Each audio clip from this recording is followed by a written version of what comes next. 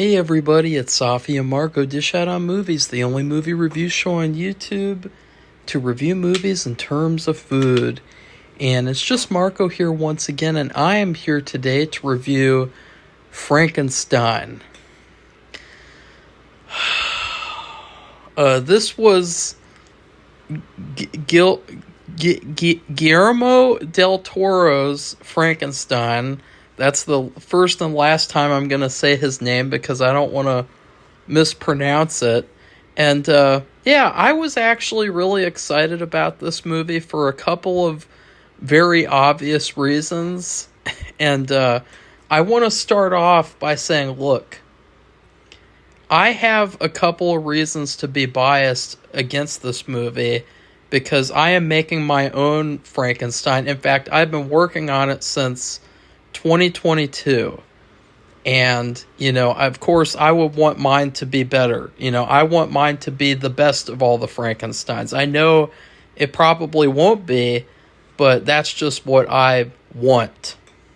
And I also, it's really interesting, and I don't want to get too much into like my personal stuff because that's not what this review is about.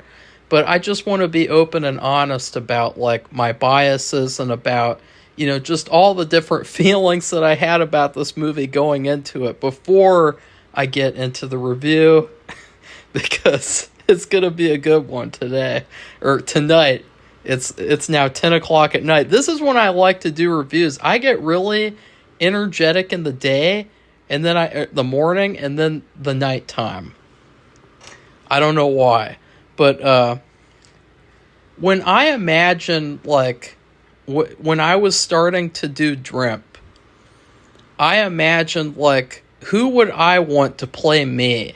Like, who would I want to play the leading, like, Dr. Frankenstein character? And I'm not kidding you guys, but I imagined Oscar Isaac because I think that he's very charismatic and he has a lot of passion. He brings a lot of passion and energy, and so that's who I actually would have wanted. So it was so funny that this movie actually fulfilled that fantasy and that kind of like wish fulfilled type of thing. But I've been working on Dreamp for quite a while now. There's been a lot of ups, a lot of downs, and I was really excited, though, about seeing this movie because I wanted to see a new Frankenstein.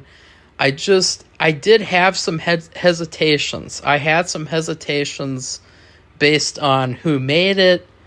I'm not going to say his name, but because I don't want to mispronounce it, but it seems like he is a guy who makes things that have all style and no substance. And that's the feeling that I had personally going into this movie. Now, I really wanted it to be good because I'm sick and tired of watching bad new release movies. Okay, like there are like, let's see, because it's kind of depressing. And now Letterboxd doesn't work. Here we go. There's like 3 or 4 like really good movies that I liked this year, and all the rest of them are just not up to par. So I really didn't want to add another like bad movie to the list. And I also think I'm very passionate about Frankenstein. I'm very, very passionate because Frankenstein is tied into the reason why I wanted to make movies in the first place. And so, this movie, it's a lot more to me than just a movie. And so I really hope that people don't take from this that I, wanted it to fail or wanted it to be bad because, I would have loved to have said like, hey, Frankenstein was my favorite movie of this year. And, it sucks because mine's probably not going to measure up to it. But unfortunately, this movie, Frankenstein 2025, but first off, before I say what it was, I'm going to have to take my pill. It's a blood pressure pill. It's not an insanity pill, by the way. I know that when people say I have to take my pills, I know what kind of conclusions you can get. Yeah. All right. I feel really sad about saying this. I really don't want to say this. In fact, this review is like Old Yeller. I am like the kid in Old Yeller. I have got to put down this rabid dog of a movie. Okay,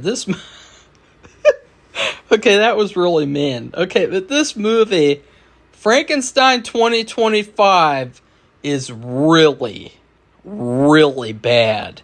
And I mean, it was so bad. Usually I don't do this, guys. I got up. I was pacing around my room. I was waiting for this movie to end. I was just so sick and tired of this crap. I was so bored. I was so fed up with just how bloated and just pretentious and superficial and underdeveloped. I mean, this movie, I don't even know where to begin. I mean, I was so shocked at how bad it was. I was so shocked that, like, look, they have millions and millions and millions of dollars.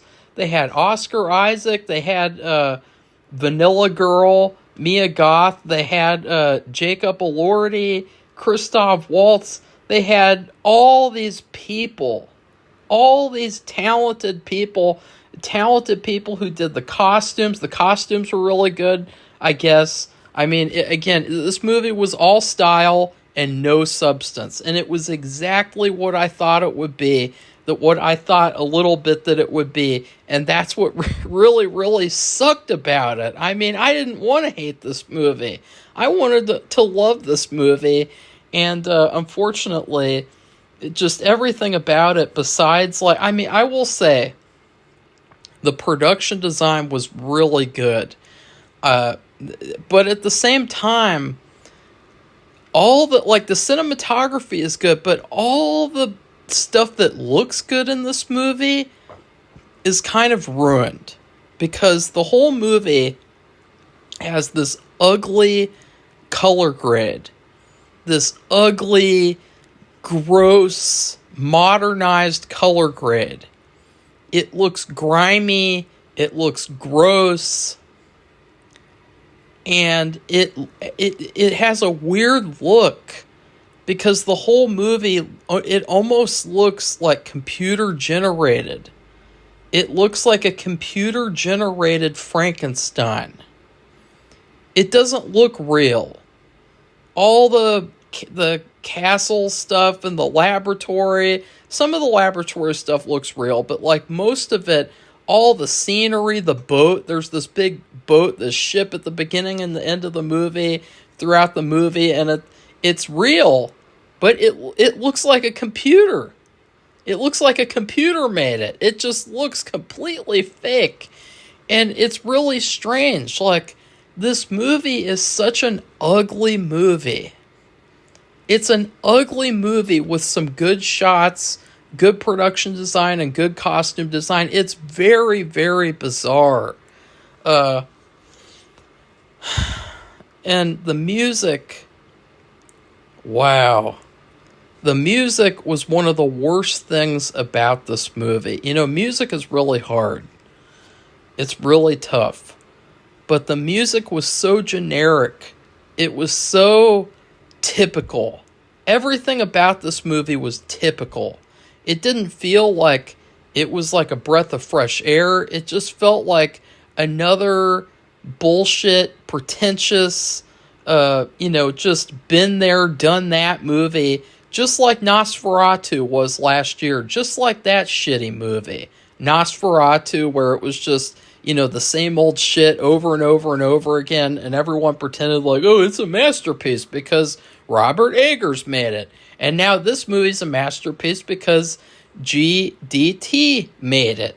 And it's like, no, that's not how it works. This movie is a pile of garbage, and I'm going to explain why in a pretty mild, moderate detail.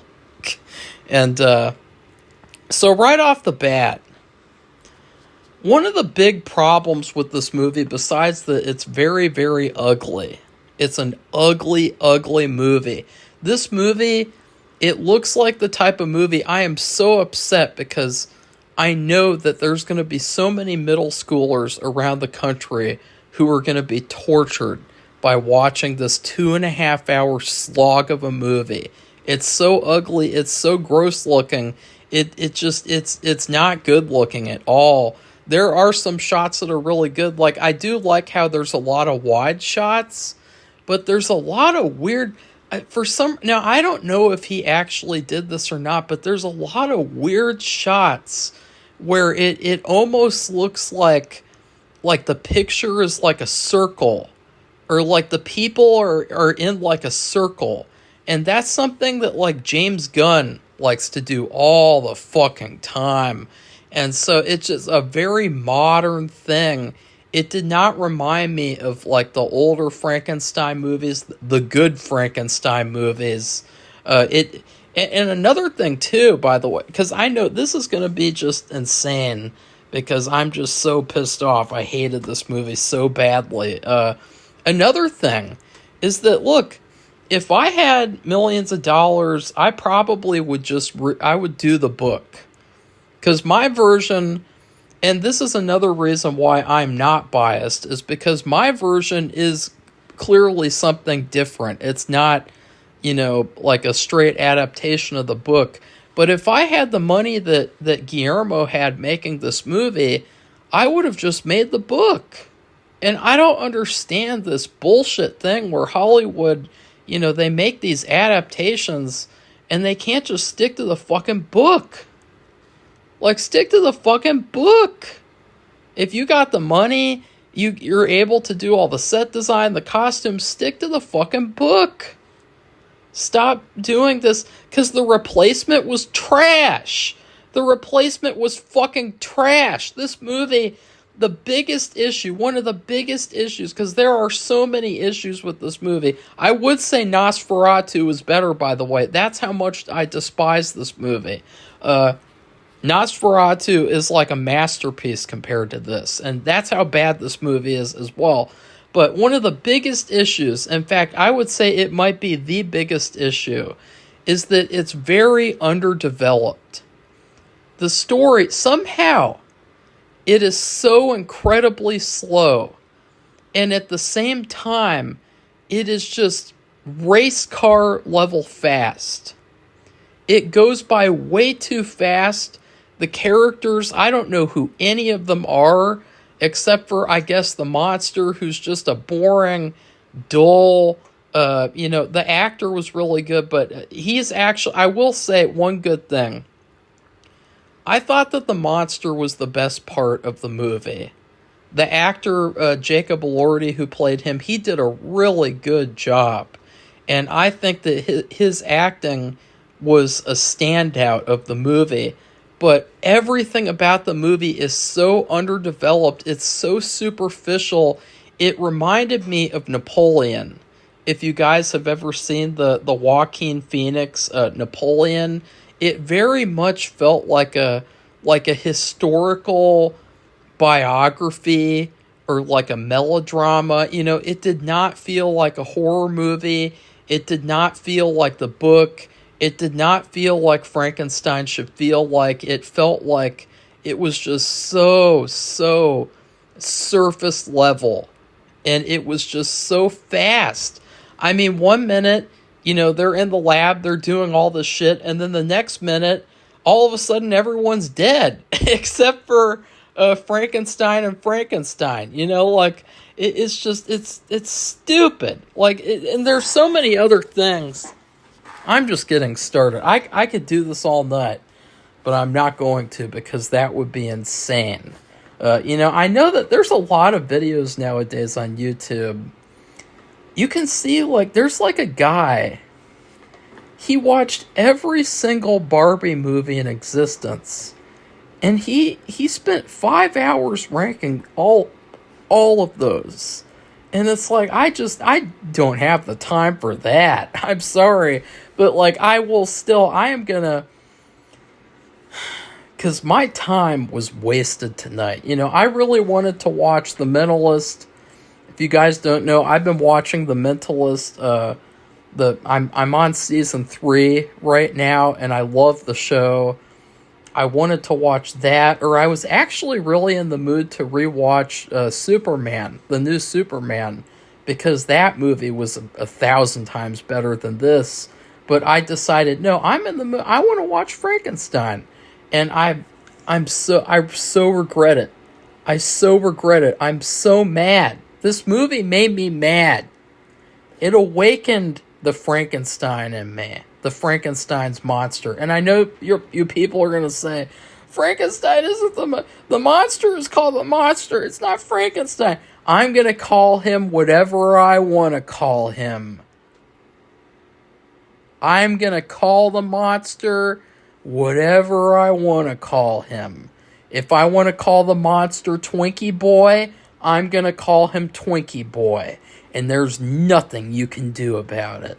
I'm just kidding.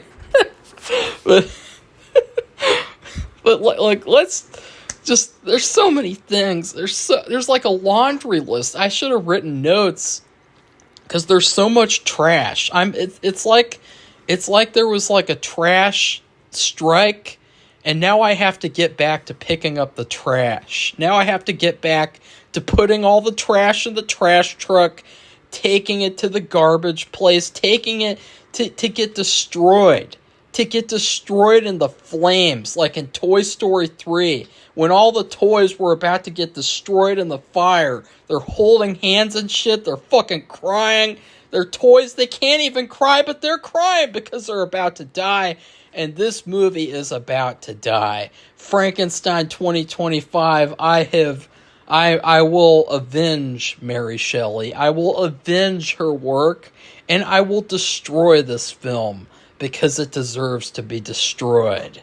You know, just like Frankenstein. Frankenstein must be destroyed, which is, I think, like one of the top movies about Frankenstein.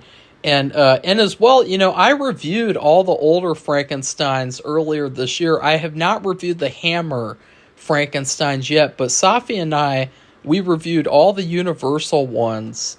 And I actually love all of those movies except for Son of Frankenstein. That's the only one that I don't like. So, I love all those movies. I love Frankenstein, but this movie was not it. So, we start off with Frankenstein as a boy. No. First off, we have the wraparound with the boat and the ship. And Frankenstein, he's near death, and he's talking to the captain about, this is my life story. So it's that bullshit. It's the classic, biopic bullshit where you have the main character and he's like, I'm going to tell you about my entire life right now.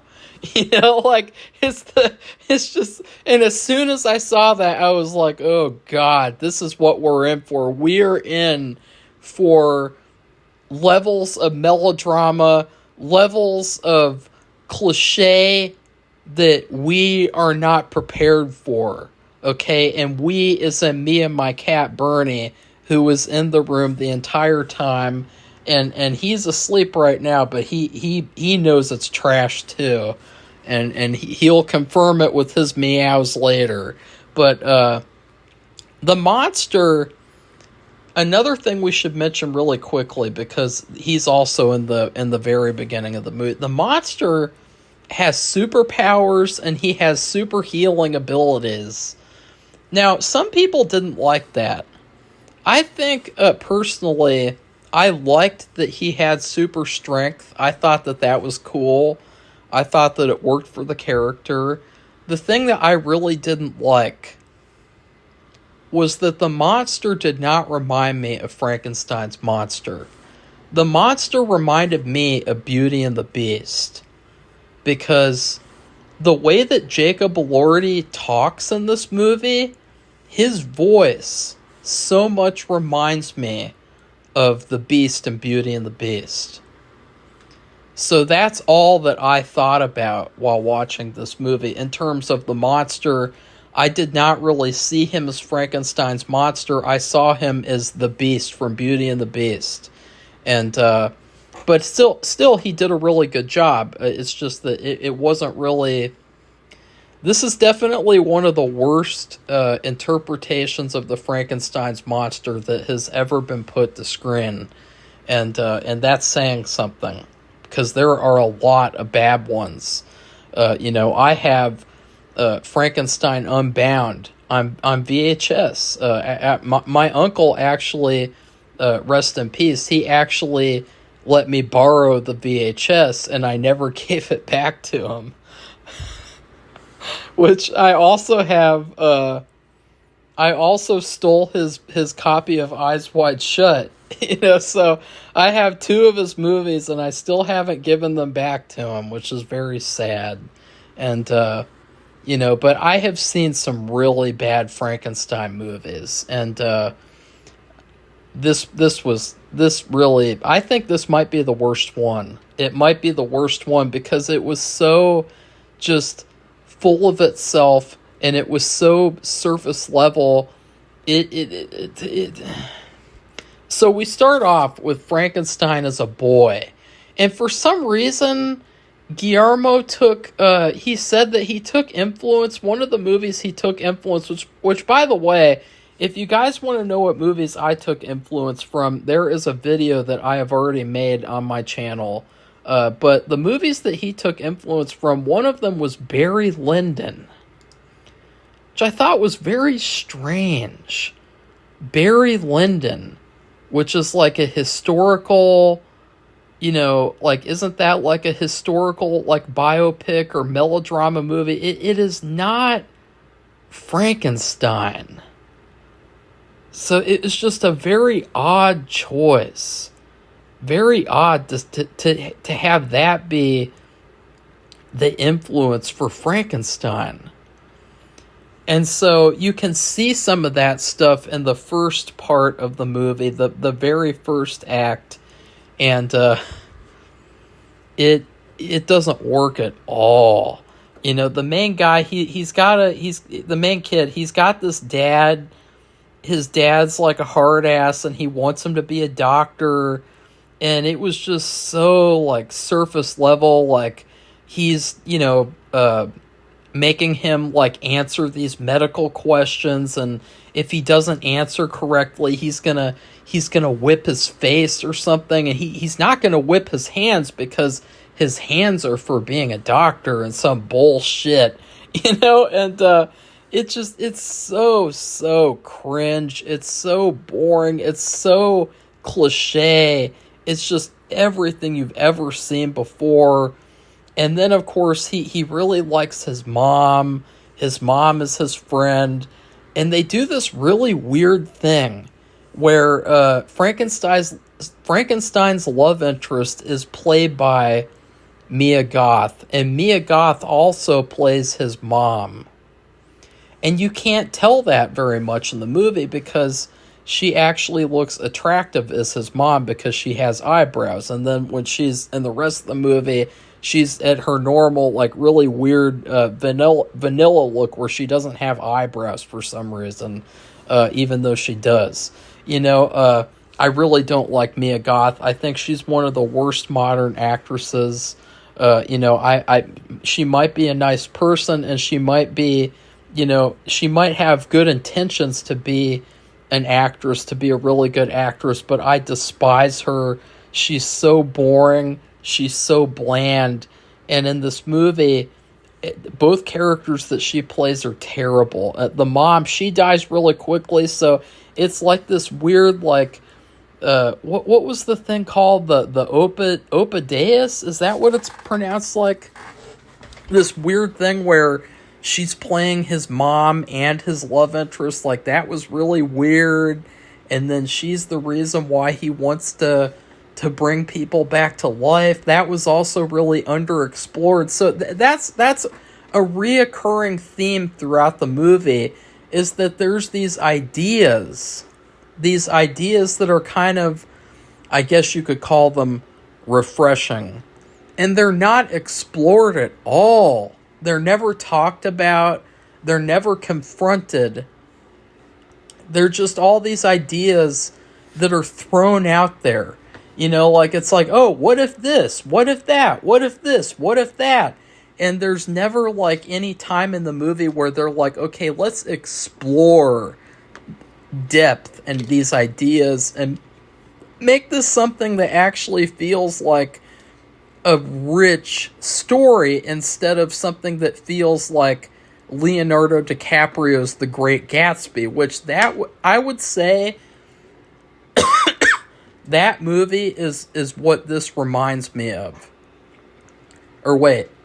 Yeah, or no. That reminds me of this movie. If you guys have ever seen The Great Gatsby with Tobey Maguire and Leonardo DiCaprio, that is what this movie feels like. It's really bad.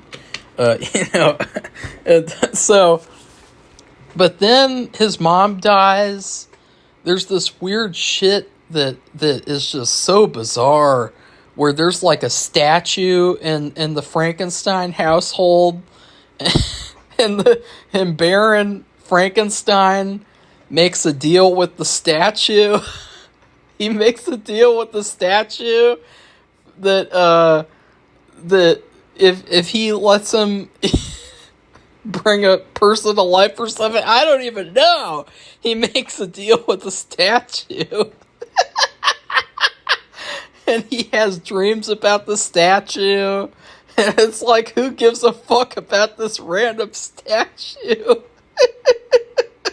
Is there some kind of like, like queer, like symbolism behind it? Like, is it just some kind of pretentious, like, symbol thing that I missed and I didn't get about the movie? Because it didn't make any sense at all.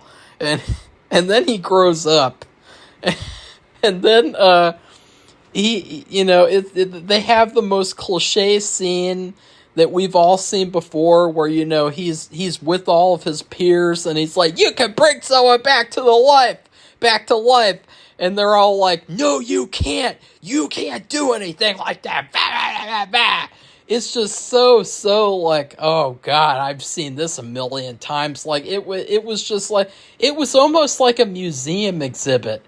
It was like, this whole movie was like, what if you could walk through a museum of scenes from a Frankenstein story rather than actually be told an actual, like, rich, developed story with characters. I mean, and I will say, too, besides Mia Goth, who, her character is complete trash, she's the worst part of the movie. She's a biatch. She's in love with the monster. She doesn't really care about Frankenstein. She's just kind of a biatch. And Frankenstein, he is the second worst character in the movie. He's a terrible character. It's not the character from the book at all. Oscar Isaac, surprisingly, he did a terrible job. He was so boring. He was so bland. He was so bland, and he was so dull, and there was just nothing about him that you could like, which is just so strange, because he's such a likable actor, he's such a likable person, and so the fact that he played this role, there's nothing about him to like. And, Dr. Frankenstein, he is not like a horribly bad guy, but this movie has some weird agenda where, like, the whole thing is that, like, he's the real villain because he's the worst, because I don't know why. Like, he does some evil shit in the movie. He's definitely a bad guy, but he's not like this horrible villain. It feels very contrived and very forced, and it doesn't feel natural or organic, to the point of where they literally have a moment where they stop the movie so that one of the characters can look Frankenstein in the face and say, you are the real monster, not the monster. Like, if that makes sense. Like, as in, like, Frankenstein, you are the real monster. And it's like, oh my god. Like, just, I wanted to throw up when that moment happened. Like, it was so cringeworthy. Like, it's like, seriously, like, it's just, some of the dialogue in this movie was terrible. There was another moment that was really bad. I'm really sad because I didn't write it down. I wished I'd have written it down, but I'm definitely not going to watch this movie again, so I'm never going to have any idea of what that line was. But yeah, Christoph Waltz comes in. He's this guy, and he helps Frankenstein build his lab, and he gives him his castle and all that shit, but it's on the promise that he has to be there, and he has to document the progress. None of that ever comes into play at all. Like, none of that gets developed at all. The character of Christoph Waltz, he is complete trash. He's on screen for like 10 minutes, because then it turns out that he wanted to transfer into the monster because he got syphilis and shit. And Frankenstein's like, fuck that. Like, you're fucking retarded. Like, you're not going to be in the Frankenstein's body. Like, and I will say, like, that was something interesting, too, because, usually in the Frankenstein movies, something like that doesn't happen until, like, the sequels, where there's a character and he's like, well, my body isn't good, so I want to become a Frankenstein monster now. Like, usually that doesn't happen in the very first movie, but it does in this. And Frankenstein's like, oh, fuck that, and he just pushes him down and kills him. And actually, I thought that was incredibly based of Frankenstein. I thought that was such a great decision, because he had already gotten syphilis to the point of where his entire body was just completely, it was polluted, is what Frankenstein said. And so why the hell would he risk that? Just because the guy helped him make the monster. Like, why would he risk that? Why would he risk the monster not working out? Why this incredibly important experiment that is like his life's work? And also, I will say too, they really, really rushed through everything in this movie. Even though it was like a slog, it was like a boring 2.5 hour slog that I just could not stand. I wanted it to end so fast. It was so rushed. Like, the part where he makes the monster, it goes by in like 5 seconds. It's very uninspired. They have like a couple... I mean, I was really kind of shocked, because Guillermo del Toro, he's all about like the visuals and blood and guts and just, really, really beautiful. But there is hardly anything in this movie with creating the monster. Like, in the book, it's very vague and it's very, mysterious on purpose. But in this, they show a couple of little things, and that's it. It's very, very rushed, and it feels like, wow, like that was just wah, wah, wah. And then finally the monster comes to life. And this is when the movie turns from bad to horrible. Let me take my second pill. This one's an allergy pill. Because you guys can already start to hear I'm having allergies tonight. I always have allergies, basically. Well, no, not always, but, I am allergic to bullshit, and so this movie was very hard for me to watch. But the monster comes to life, and instead... Now, I will say I did like the scene where he first meets the monster. Like, the monster comes in his bedroom. I thought that was really creepy. I thought that was a good scene.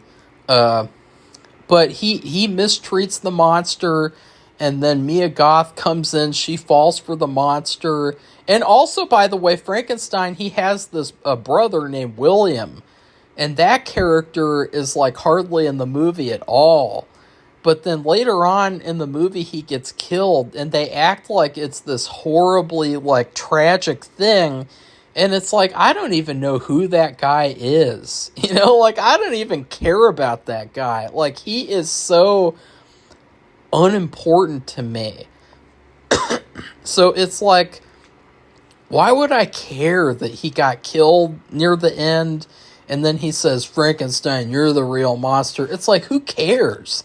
Like, I don't care about any of these characters at all.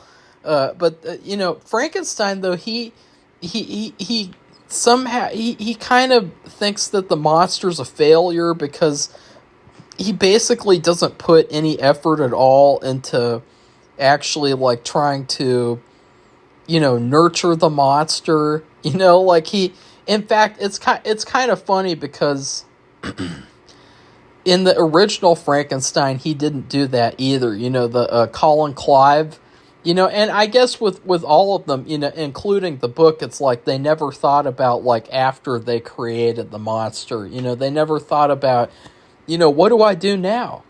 What do I do now that I've created this monster? Well, he does a terrible job. And then Mia Goth tells him that, you know, that she likes the monster, and he gets jealous. And so, so he wants to kill the monster because he's jealous of his, I guess, his girlfriend or his wannabe crush girlfriend likes the monster, and she doesn't like him because she's a weirdo anyways, and she's a terrible character. I don't know why people acted like she was some, like, incredibly, like, amazing, like, feminist character. I don't think so. I don't know what movie you were watching, but I was watching Frankenstein 2025. She was a trash character. She had no depth at all. It was basically just, she's a nurturer, just like his mom. And she was really kind to the monster, and she's very loving because, you know, women are all very loving and nurturing. And it's like, it's so boring and one-dimensional. It's such a, everything in this movie is just so overly simplified and so basic. And, but anyways, Frankenstein's castle gets burned down like 2 seconds into the movie. And then for most of the rest of the movie, it's this very, very boring movie about the monster just roaming around places and just not fitting. Well, he fits in with this blind guy and his family, but then he's wandering around. I got so bored with this movie, I just started zoning out in the last, like, hour, because this movie just, it feels like it's never going to end. And at the same time, it feels very rushed. It's very weird. It's a very weird experience. And then the monster comes back to Frankenstein. He finds him. And then Dr. Frankenstein kills Mia Goth, even though he's going to marry her. I guess all of a sudden they're going to get married. That was really underdeveloped. There was no reason for them to get married except for it's the leading guy and the leading girl. And also there's a weird, like, underdeveloped story about how, you know, he covered up the murder of her dad, which is also kind of funny for some reasons that I'm not going to mention in this review, but you guys can come back to this video and in a while and then remember this certain part. But that's never brought up again except for with the brother. You know, there's never any discussion about the dad at all throughout the rest of the movie except for with the brother. And it's just like, oh, well, they're going to get married now. Frankenstein and Mia Goth, they're going to get married. And then the monster shows up. And Frankenstein shoots his own fiancée on accident. And then he blames the monster. Chaos ensues, and then the monster kills the brother, and then the brother says it's all Frankenstein's fault because that's the, you know, that's what has to be the message of this movie, is that Frankenstein's bad, the monster is good. You know, very, very just overly simple conclusion that you could make from the book. But yeah, the ending of this movie, the monster forgives Frankenstein. Frankenstein dies, which is not a very big loss, to be honest. His character was trash. And then the movie ends. The movie just ends with Frankenstein walking off into the sunset. He gets like his own little happy ending after he saves the ship. The ship was stuck on ice, and he pushes the ship off. So he saves like 1,000 people that are on the ship. That was really weird. That little ending thing there, it was definitely this weird thing where, like, I guess Guillermo del Toro thought that the monster was like a great guy. He's a great guy, apparently. Even though he's a monster, even though the character is meant to be the villain of the movie, in all the different versions that we've seen so far in the series. Except for, I will say, like, in the Hammer movies, you have two villains. You have Frankenstein and you have his monster. They're both the villains of those movies. But this one was just very, very much like, oh, well, the monster is good and Frankenstein is bad. And the biggest WTF moment is the ending. Because this movie just doesn't end. And it also, too, I hated the font that they used for this movie. They used this really pretentious, like, historical melodrama font where it's like orange and bronze, and it just has this really, really fake look to it. Well, the very ending of the movie is a quote, not from Mary Shelley, not from the author of the book, Frankenstein. The ending of the movie has a quote from Lord Byron. I mean, that was just like the icing on the shit cake. Like, Lord Byron ends this movie with a quote. Just, yeah, I guess you could say this movie's for Lord Byron, that's for sure. It definitely wasn't for Mary Shelley, that's for damn sure. Wow. So, I don't know what else to say.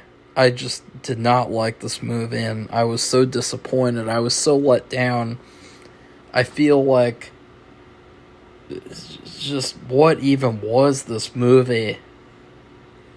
Little boy Frankenstein wants to be Frankenstein because his mom died, and he makes a deal with a statue to make a Frankenstein monster.